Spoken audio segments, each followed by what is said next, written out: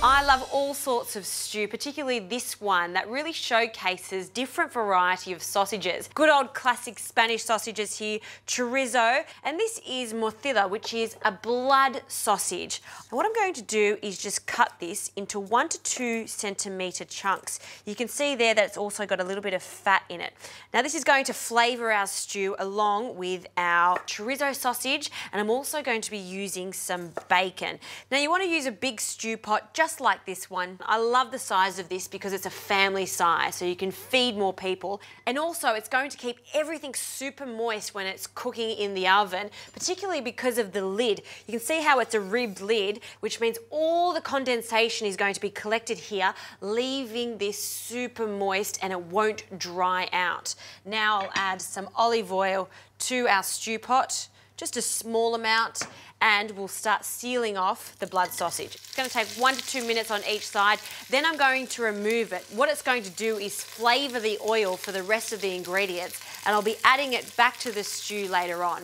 Also, let's talk about the beans. These are dried cannellini beans, and what I did is cover them with some water and allow them to soak overnight. This is crucial so they cook to perfection and they stay really creamy. Now while that mozzarella is cooking, I can get on to prepping a few other things. I'll slice the chorizo sausage and also cut a few onions. Okay, this blood sausage is cooked, and have a look at the oil. See how it's changed colour?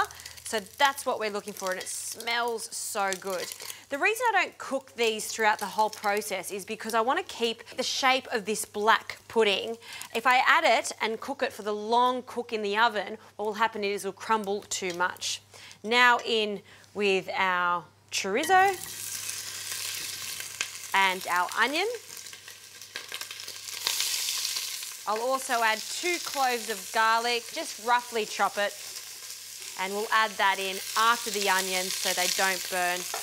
I'll give my pot just a quick shake. Smells fantastic. Now I'll add some bacon. I'm just going to cut it into lardons, which are just the size of matchsticks, and also I'll add 2 bay leaves, nice fresh bay leaves. One more toss. And now we can add our beans. Now that was 250 grams of dried beans.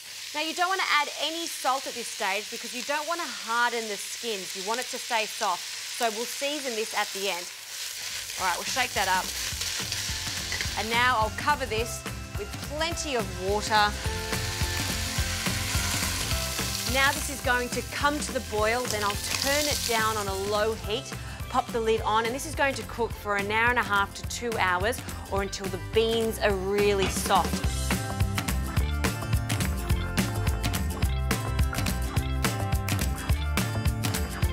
Okay, the stew is cooked, it's thick and rich, and 5 minutes ago I returned the blood sausage. I also added some kalettes, and you can see it is so thick and rich and a little creamy.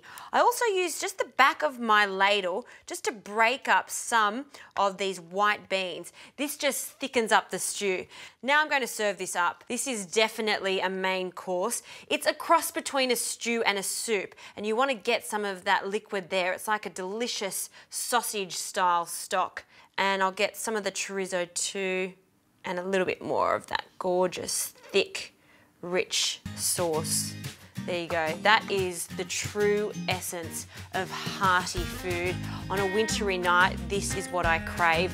You know what? This is inexpensive budget food that's going to feed a lot of people, and it's packed full of flavour because we've added all of those delicious sausages and a little bacon.